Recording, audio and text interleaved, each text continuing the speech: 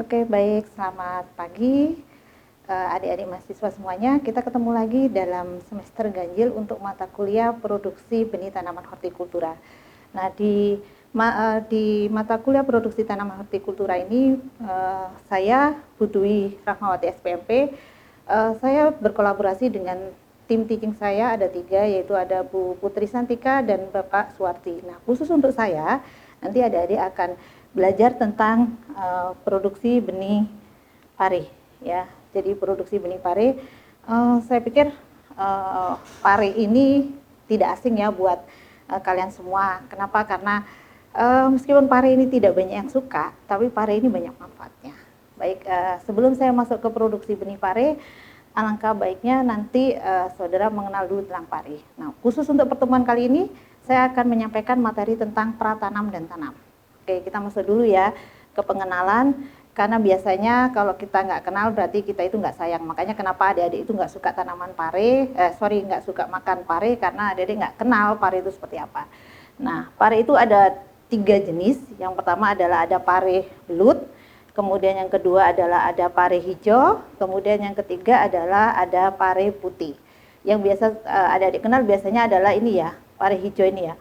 Nah, umumnya memang pare hijau ini pahit. Nah, tapi untuk pare belut ini tidak terlalu pahit seperti pare hijau, juga rasanya biasanya lebih lembut dibandingkan pare hijau seperti itu.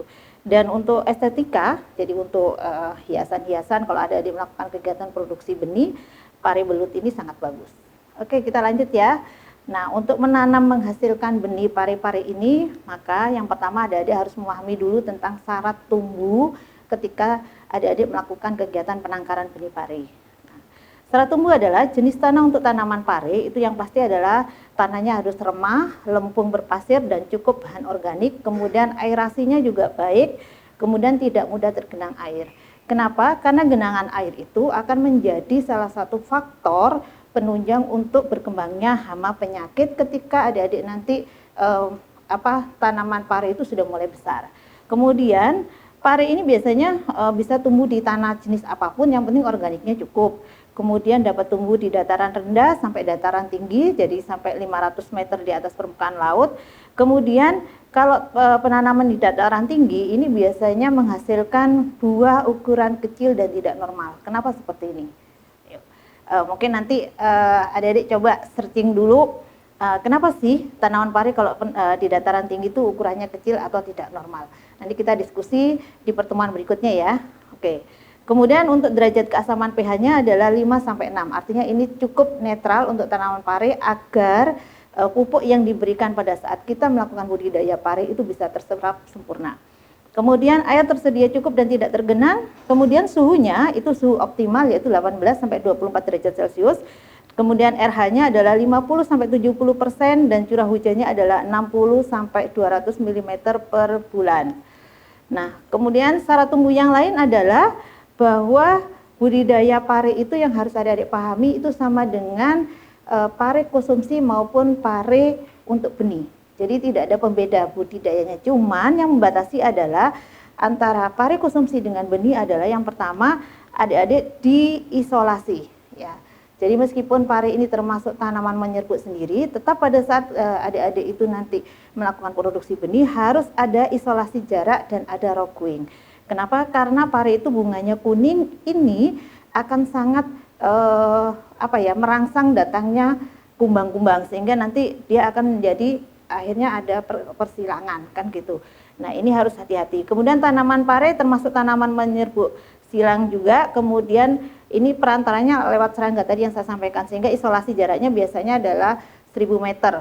Artinya adalah dari tanaman pare yang sama, jenis apapun pare itu harus jaraknya adalah 1000 meter. Kalau misalkan lahan adik-adik nanti tidak bisa diisolasi jarak, maka adik-adik bisa pakai isolasi barier, artinya di situ ada penghalang, baik penghalang itu berupa bangunan ataupun berupa tanaman boleh.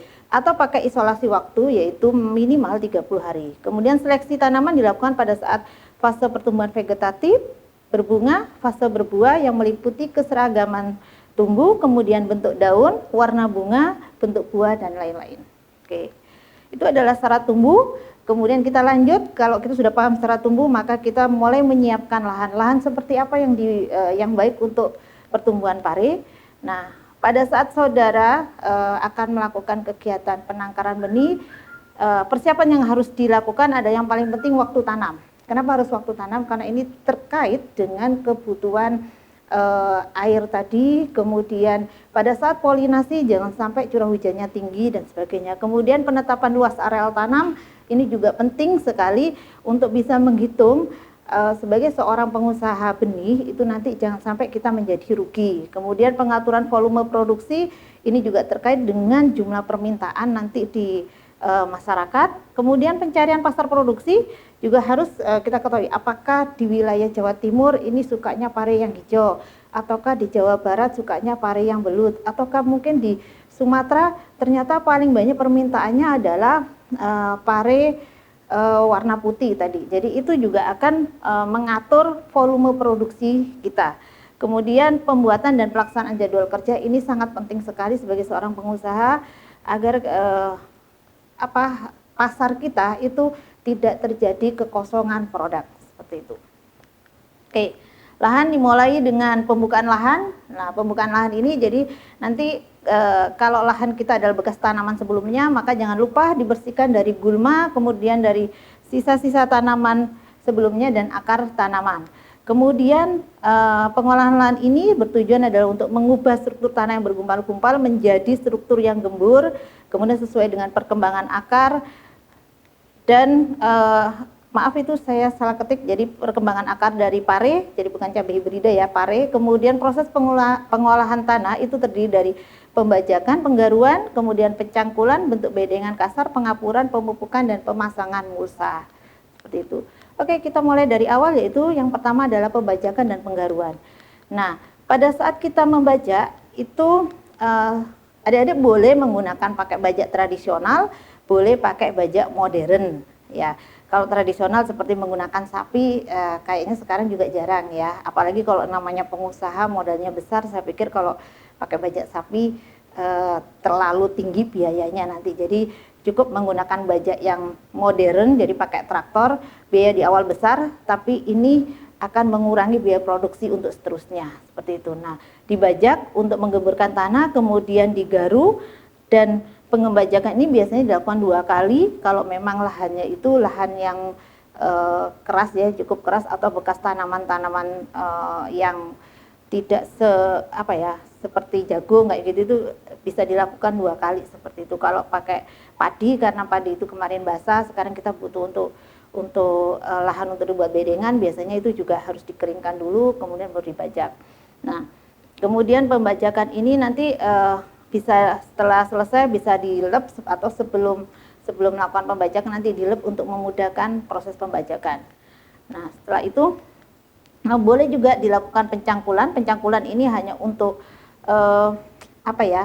lebih meremahkan tanah-tanah yang sudah dibajak tadi, sehingga untuk memudahkan proses untuk membuat bedengan seperti itu. Jadi tadi yang pada saat membajak itu kan bongkahannya besar-besar, jadi kemudian dicangkul itu untuk mengecilkan bongkahan-bongkahan itu. Setelah itu dikering anginkan 5-7 hari. Tujuannya adalah untuk agar bakteri yang di dalam tanah itu terkena sinar matahari, kemudian dia bisa nanti mematikan bakteri-bakteri tersebut. Oke. Nah, setelah selesai dicangkul, kemudian kita melakukan pembentukan bedengan ya. Bedengan yang bagus itu harusnya juga bisa mengatur drainase. Nah, untuk pare itu biasanya bedengannya adalah lebarnya itu 100 cm ya, 100 cm. Kemudian tinggi bedengan, ini biasanya tinggi bedengan tergantung musimnya ya. Jadi kalau misalkan musim penghujan, bedengannya harus lebih tinggi lagi ya, di atas 30 sampai 40 ya, di atas ini. Tapi kalau misalkan di musim kemarau, maka bedengannya lebih rendah. Kenapa? Kalau musim penghujan harus tinggi agar pada saat nanti hujan tinggi itu bedengan tidak terlalu lembab. Tapi pada saat musim kemarau kenapa harus rendah? Agar perakaran perakaran pare itu nanti bisa mencapai ke sumber airnya seperti itu, sehingga kebutuhan air dari tanaman pare itu bisa terpenuhi cukup ya, seperti itu. Oke.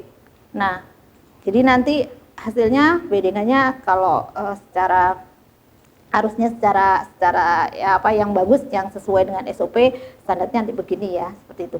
Ini kalau kita pakai double row ya, nanti lebarnya tergantung. Oke. Kemudian masuk ke pengapuran. Jadi sebelum dipasang mulsa atau sebelum ditanamin biasanya adalah diberikan kapur dulu. Kapur fungsinya adalah untuk menaikkan pH tanah sehingga nanti pH-nya menjadi netral, agar pupuk yang diberikan itu nanti bisa terserap baik ya. Umumnya dosis pupuk itu adalah 100 gram per tanaman jika pH-nya kurang dari 6. Tapi ini nanti pupuk yang kapur yang diberikan disesuaikan dengan pH tanah. Jadi ini adalah kapur yang 100 gram per tanaman ini adalah standar secara umum ya, secara umum. Jadi bukan standar yang harus adik-adik lakukan kepada semua jenis tanah, tidak. Tapi nanti tergantung hasil analisa tanah adik-adik, dia butuh berapa untuk menjadikan netral seperti itu. Kemudian kapur yang diberikan tidak sekedar ditaruh saja, tidak, tapi harus diratakan ya. Jadi kapurnya diratakan di atas bedengan, baru setelah itu nanti dicangkul pelan-pelan, kan seperti itu. Nah, pada saat memupuk biasanya juga kita lakukan penebaran pupuk organik seperti itu. Jadi pada saat ngapur ya, itu bisa juga digabung juga dengan pemberian pupuk organik. Nah, pupuk organik yang diberikan ini juga standar umum, yaitu 500 gram per tanaman atau 2 ton per hektar. Ini standar umum, bukan standar tanah yang adik-adik gunakan ya. Jadi artinya semuanya harus dicek dulu kondisi lahannya. Oke, seperti itu. Nah, pupuk organik yang baik itu biasanya dicirikan dengan warnanya biasanya lebih hitam dari tanah, kemudian tidak tercium bau kotoran seperti itu. Artinya pupuk kandang atau pupuk organik yang adik-adik gunakan itu sudah bagus. Tapi kalau masih tercium bau, artinya pupuk organik adik-adik nggak bisa digunakan, dan itu nanti bahaya, bisa jadi gulmanya semakin banyak atau nanti justru akan merusak pertumbuhan tanaman. Jadi hati-hati digunakannya ya. Nah, ini biasanya kalau memang kita mau menghemat, tadi sudah saya sampaikan, kalau kita mau menghemat maka bersamaan dilakukan dengan pengapuran. Tapi kalau adik-adik memang biayanya cukup banyak, boleh dilakukan sendiri-sendiri. Tapi lebih efektif sebenarnya dicampur aja, digabung, melakukan pengapuran plus penambahan pupuk organik, kemudian dicangkul. Setelah itu bisa bersamaan dengan nanti pemasangan mulsa. Nah, ini ada pupuk dasar kimia. Ini waktu pemberian pupuk kimia biasanya ada tambahan, yaitu 5-7 hari sebelum tanam diberikannya. Nah, setelah diberi pupuk kimia nanti dilep atau digenangi. Jadi kalau bahasa pertaniannya dilep ya, artinya itu digenangi air kalau memang itu, atau disiram silakan kalau memang mau capek nyiram satu bedeng, tapi lebih efektif sebenarnya digenangin seperti itu ya. Nah, itu tujuannya adalah untuk memudahkan reaksi pupuk-pupuk yang sudah diberikan. Nah, dosisnya secara umum ini sama, yaitu ureanya 2,5 kilo, SP363 kilo, KCl 1,5 untuk setiap 10 tanaman. Ini dosis umum ya. Nanti tergantung kalau misalnya ada adik bekerja sama dengan satu perusahaan di dalam produksinya, maka tergantung SOP perusahaan. SOP perusahaan menghendaki berapa dan sebagainya ya. Oke. Nah, setelah itu dicangkul, dibaurkan dengan tanah, dan selanjutnya di bedengan diberikan. Nah, kalau sudah proses tadi sudah dilakukan ya, jadi ada penaburan pupuk, kemudian ya ditaburkan pupuk tadi, selesai taburkan, ditutup dan diratakan. Kemudian nanti kita masuk ke tahap berikutnya, yaitu pemasangan mulsa hitam perak. Nah, manfaatnya pemberian mulsa ini adalah yang pertama itu menekan perkembangbiakan penyakit yang ada di tanah. Seperti itu. Yang paling penting itu, dan yang kedua yang paling penting adalah menekan pertumbuhan gulma.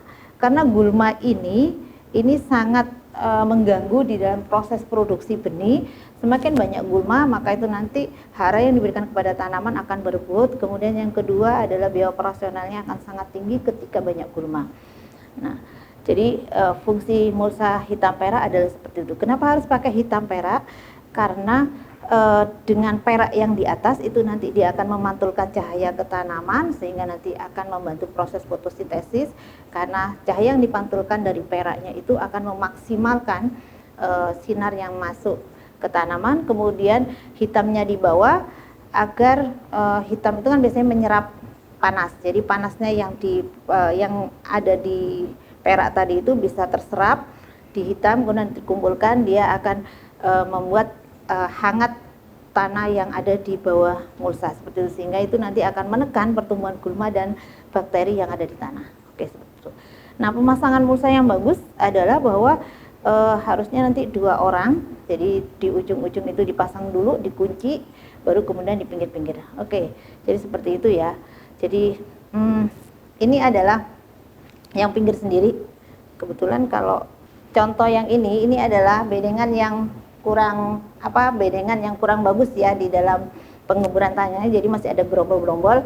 Biasanya bentuk yang seperti ini akan mempengaruhi pada saat pemasangan mulsa dan pada saat penanaman. Biasanya nanti banyak bibit-bibit yang mati karena mulsanya banyak rongga-rongganya, udaranya kan panas keluar. Jadi kalau adik-adik pernah melakukan perawatan tubuh gitu ya, yang kita harus dipanaskan dan seperti itu, jadi akhirnya tanamannya bisa mati. Kalau bedengan yang bagus adalah yang di sebelah kiri saya ya, kalau di adik-adik mungkin sebelah kanan. Nah seperti ini ya, itu rata betul seperti itu. Oke, jadi yang betul ada seperti ini. Pemasangan mulsa diawali dengan nanti tidak perlu diangkat satu-satu, jadi cukup pakai, biasanya ada bambu taruh tengah, kemudian tinggal digulung, di ujung sudah ada orang, di ujung ada orang, kemudian ditarik. Dan pemasangan mulsa itu biasanya dilakukan pada saat siang hari agar terjadi pemoyaan, sehingga begitu ditarik bagus. Nah, jadi ujung-ujung seperti gambar yang ini, ujung-ujung sendiri itu ditarik, kemudian dikunci pinggirnya seperti gambar berikutnya. Setelah dikunci baru kita melakukan penutupan di kanan kirinya. Pada saat nutup itu kanan kiri juga harus 2 orang, tidak boleh sendiri-sendiri agar tidak terjadi terlalu ke kanan atau terlalu ke kiri, seperti itu ya. Oke, nah itu nanti akan di staples menggunakan bambu yang kita buat. Bambu yang dibuat pun dalam kondisi harus basah, jadi jangan sampai kering agar tidak patah, seperti itu. Nah, setelah mulsa dipasang, nah ini adalah pemasangan mulsa yang modern. Jadi kalau ada di nanti menjadi pengusaha benih, kemudian modalnya besar, lebih baik pakai begini. Ini untuk mengatasi juga saat ini kan tenaga kerja di bidang pertanian itu sudah mulai berkurang. Jadi muncullah satu alat modern untuk memasang mulsa. Seperti ini enak. Jadi tidak perlu lagi kunci kanan kiri dengan tenaga kerja, cukup pakai mesin satu, jeret, mulsa sudah bedengan sudah jadi dengan pasang mulsa seperti itu.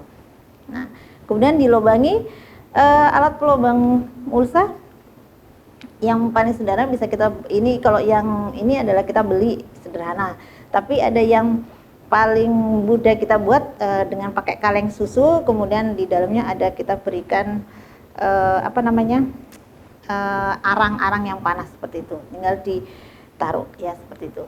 Ada juga alat pelubang, ini ada pembuat lubang yang kreatif ya, jadi menggunakan ban, ukur itu sudah diukur, ada besi-besinya itu sudah diukur, jadi enak seperti ini sangat kreatif sekali. Jadi pertanian itu bukan sesuatu yang konvensional terus, tapi pertanian itu selalu berkembang ilmunya. Salah satunya ini kan, jadi asik sekali ya. Jadi pakai ban yang dimanfaatkan, kemudian tinggal digelindingkan seperti itu, maka akan terjadi beberapa lubang tanam seperti itu. Nah, yang lebih enak lagi kalau misalkan ada pakai besi gitu, sehingga nanti kita tidak terlalu jongkok seperti itu, mengurangi sakit pinggang seperti itu. Oke, berikutnya adalah penanaman.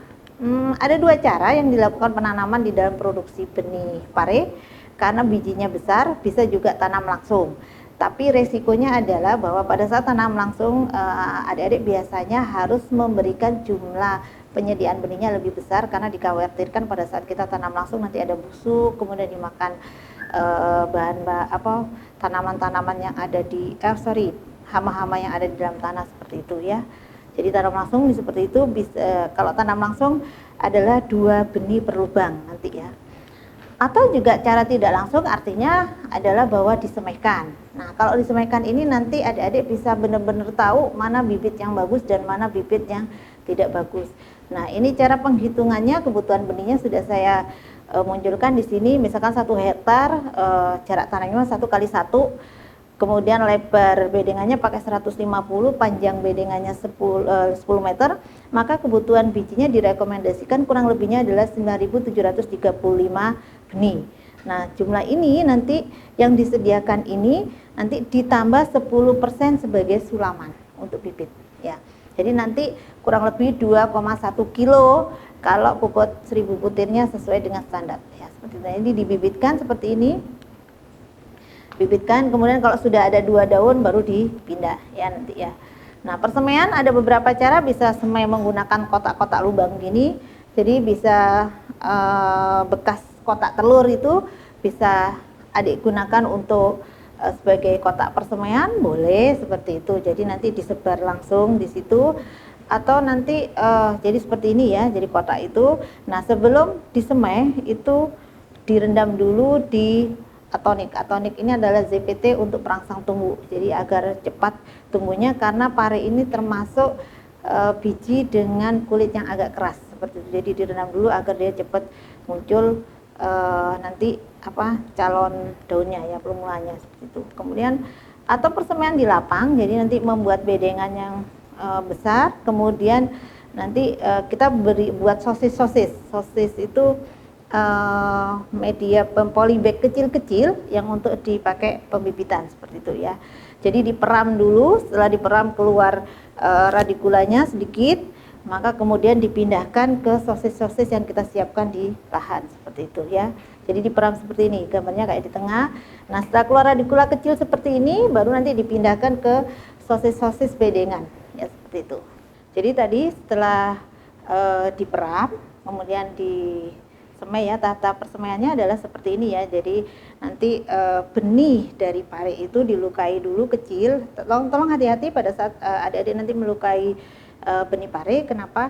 Jangan sampai radikula yang ada di ujung itu rusak gara-gara adik-adik melukai benih pare itu sembarangan ya.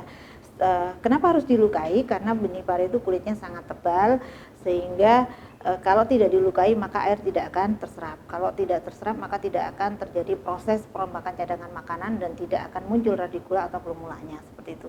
Jadi hati-hati setelah direndam, setelah dilukai kemudian direndam dulu 2-3 jam. Nah, perendaman ini bisa menggunakan ZPT yang tadi itu, atonik tadi ya contohnya ya, salah satu.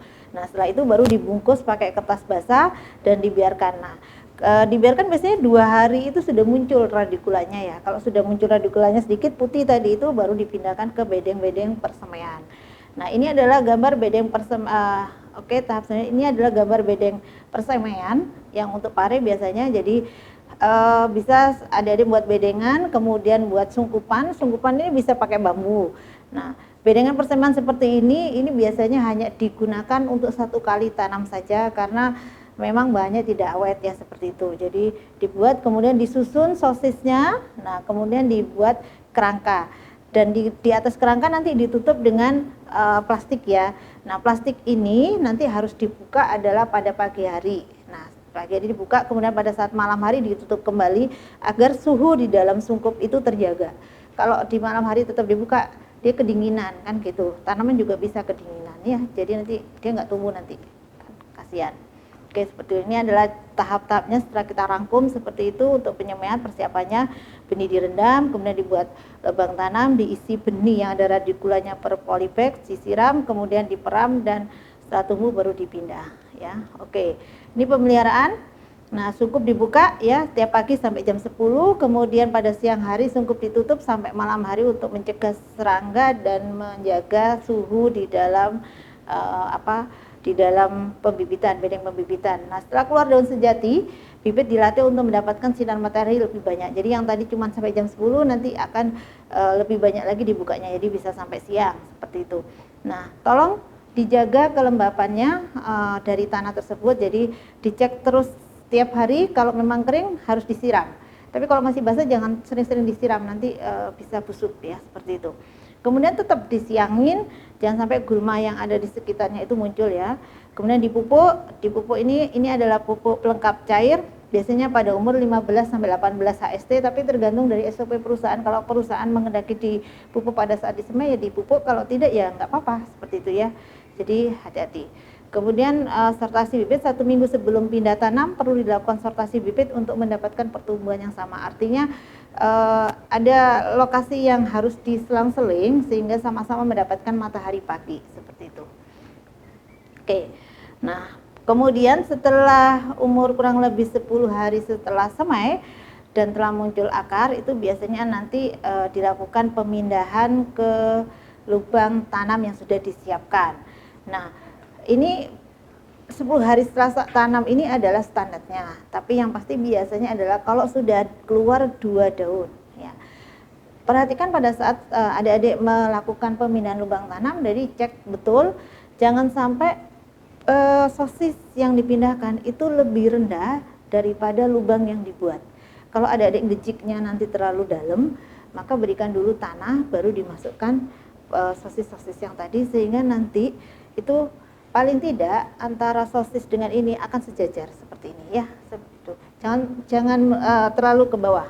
Nah, seperti itu. Dan cara memegangnya adalah antara bibit dengan ini harus seperti ini. Jadi tidak pada saat buka plastik sosisnya itu nanti tidak akan pecah seperti itu. Nah, seperti ini ya. Jadi ini. Nah, kalau pada saat sudah ditanam kemudian kelihatan akar, tambahkan tanah. Jadi dibumbun ya, jangan sampai akarnya nanti kelihatan kemudian nanti tanamannya menjadi rebah seperti itu. Ya. Pilih bibit-bibit yang tumbuh subur dan normal. Kalau bibitnya masih ada yang belum kuat, jangan ditanam dulu, ditambah dulu di persemaiannya seperti itu. Nah, ini ya. Jadi yang tepat itu kemudian kotiledon jangan masuk ke dalam tanah. Karena kotiledon yang masuk ke tanah ini nanti akan menjadi busuk. Kemudian busuknya kotiledon akan merembet kepada batang ke akar, maka tanaman adik-adik nanti akan mati. Jadi harus di atasnya, kemudian juga tidak boleh terlalu ke bawah dan tidak boleh terlalu ke atas. Jadi yang tengah itulah yang tepat. Ya, seperti itu. Oke. Dipindahkan jadi satu lubang tanam cukup satu bibit. Kemudian disulam, penyulaman biasanya dilakukan 7 hari setelah kita pindah tanam dengan bibit yang ada di persemaian. Makanya tadi ada penambahan 10% itu untuk sulam ya. Sulam dilakukan adalah untuk, jadi pada saat saudara melakukan produksi benih untuk dijual kembali, maka yang diperlukan adalah jumlah populasi. Jadi sulam itu difungsikan adalah untuk memaksimalkan jumlah produksinya seperti itu. Nah, yang disulam apa? Yaitu tanaman yang mati, kemudian tanaman yang berbeda atau tumbuh tanaman-tanaman yang nanti akan membawa membawa penyakit yang jelek-jelek seperti itu. Jadi kita buang yang pertumbuhannya kerdil seperti itu, silakan disulam ya.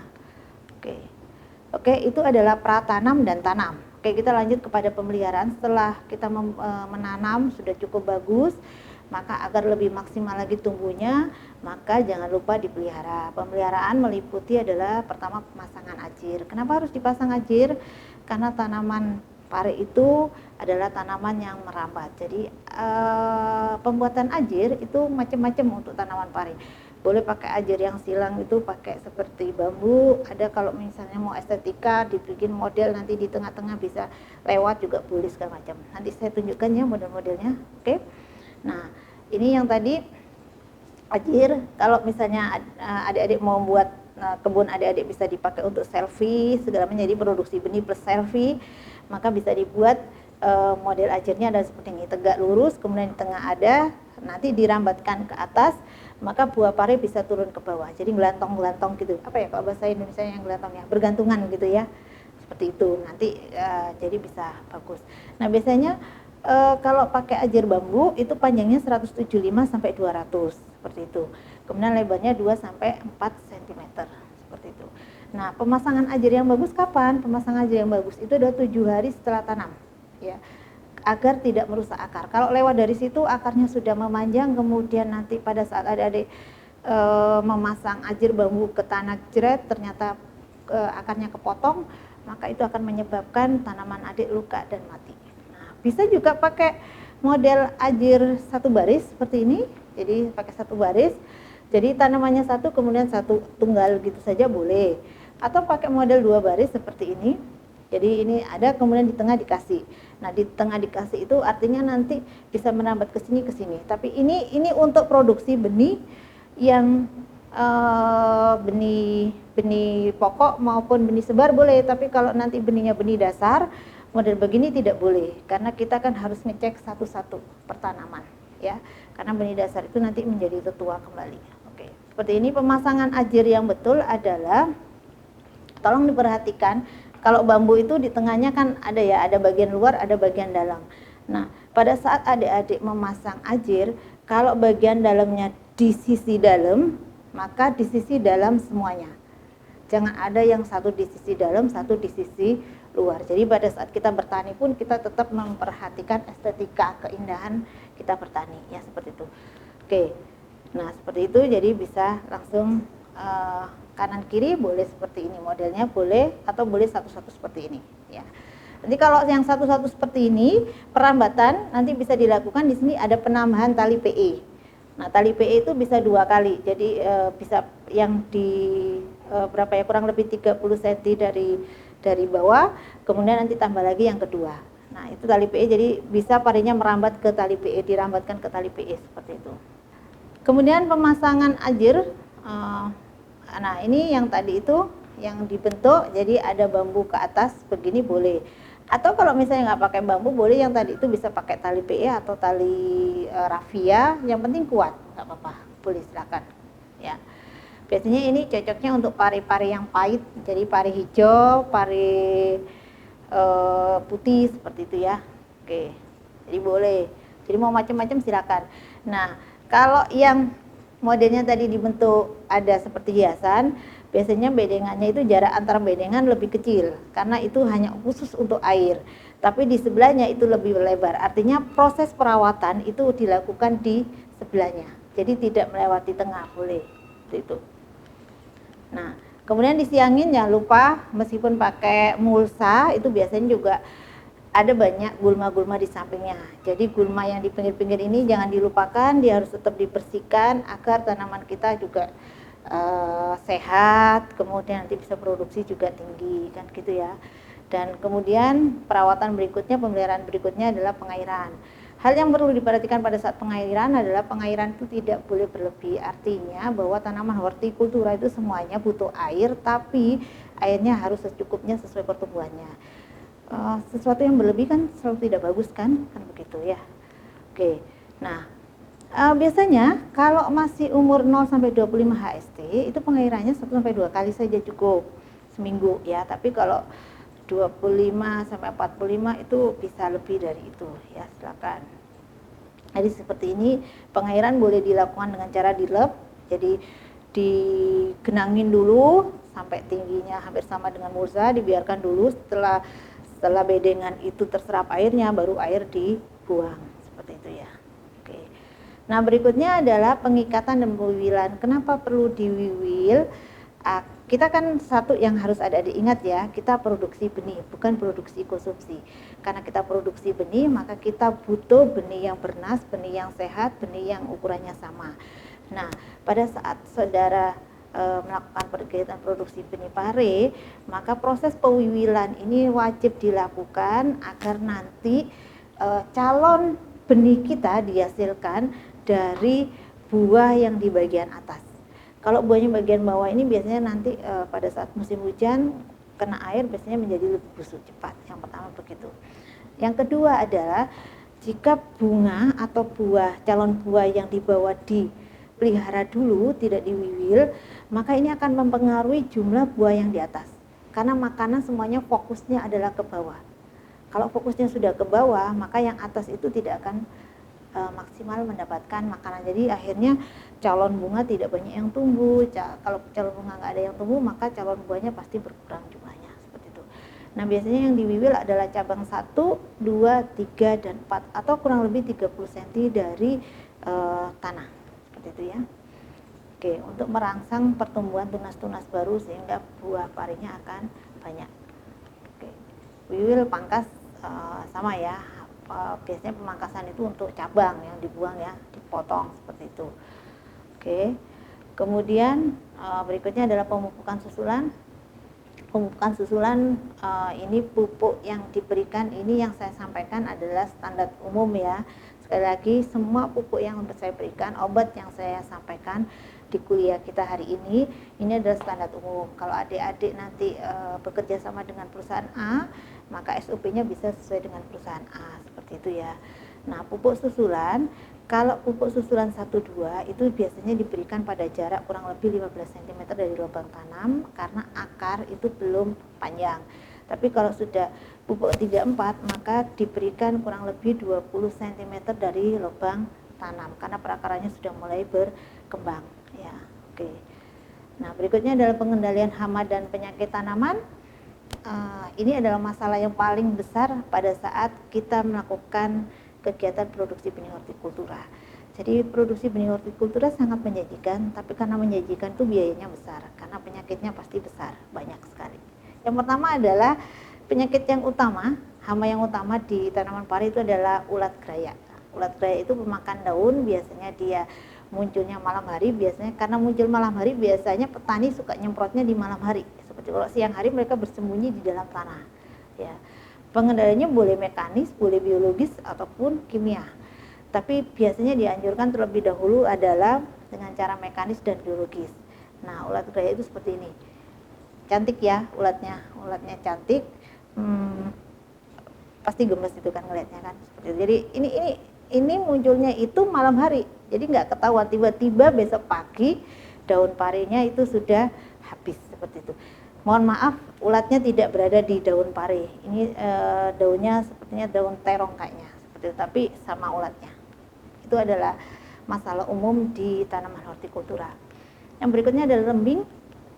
Lembing ini adalah efek dari serangan ini. Biasanya daun pari akan tersisa daunnya sama dengan ulat graya. Jadi dia dimakan daunnya, kemudian daunnya akan menjadi kering, coklat-coklat. Biasanya hama lembing ini bentuknya bulat ya, seperti kepik gitu ya. Seperti ini kepik, kemudian warnanya merah, ada bercak-bercak hitam ya. Itu biasanya banyak sekali, nanti biasanya bisa memunculkan jelaga-jelaga hitam juga seperti itu. Nah, ini bisa dengan cara ditangkap, dibuang telurnya atau dengan kimia, silakan. Yang berikutnya adalah kepik. Kepik ini lebih menyerang kepada buahnya, dia dihisap buahnya ya, buah pari itu dihisap. Kalau dihisap busuk berarti tidak menghasilkan benih, seperti itu. Jadi makanya ini termasuk hama utama di tanaman pari yang harus diperhatikan betul, jangan sampai nanti menyerang tanaman kita. Nah, pengendaliannya bisa dengan, mohon maaf kalau saya memunculkan nama merek dagang, ini bukan maksud saya untuk promosi, tapi ini adalah salah satu contoh saja ya. Jadi bisa dengan Azurodin, itu dosisnya 2 cc per liter seperti itu ya. Nah, ini adalah beberapa contoh kepik yang menyerang. Ya, ini termasuk ini adalah kutu kebul. Ini sangat-sangat hama yang sangat memusingkan petani hortikultura. Jadi dia nanti sungguhnya biasanya di bawah daun, bukan hanya menyerang buah, tapi juga daun-daunan. Itu adalah kepik-kepik penyerang buah di tanaman pari ya. Oke. Kemudian yang berikutnya adalah lalat buah. Lalat ini tidak hanya menyerang tanaman pari, tapi menyerang tanaman hortikultura. Makanya kenapa lebih disarankan pada saat kita melakukan kegiatan produksi benih hortikultura, kalau bisa lahan yang kita gunakan adalah lahan-lahan yang jauh dari penduduk. Kenapa harus jauh dari penduduk?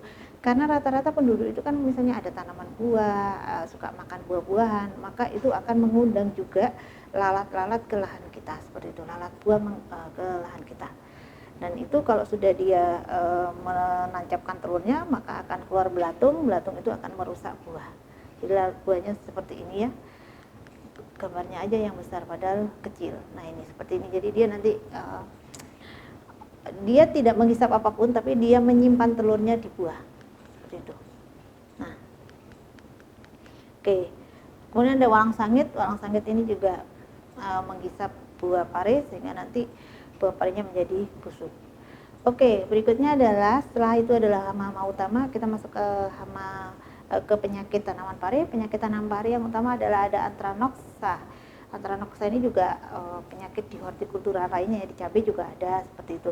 Terutama kalau musim penghujan seperti ini, jadi ada bercak, ada jamur yang disebabkan oleh cendawan ya, itu Coleotrichum. Kemudian bisa dikendalikan dengan fungisida benzoate. Sekali lagi saya tidak berniat untuk promosi ya, ini hanya contoh ya.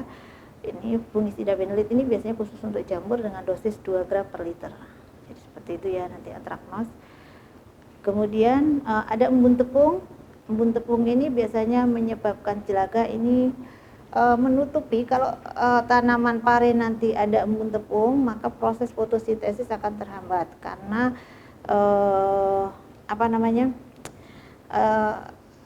itu yang stomatanya itu akan tertutup sehingga tidak bisa untuk sinar matahari, kemudian oksigen dan sebagainya seperti itu ya. Kemudian ada donimildo itu sama dengan embun tepung tadi ya. Oke. Kemudian penyakit layu ini banyak muncul. Maaf saya gambarnya ini kebetulan tanamannya timun ya, bukan pare, tapi sama dengan dia sefamili ya, hampir sefamili. Jadi ini busuk penyakit layu itu biasanya di bawah akar ya, di akar.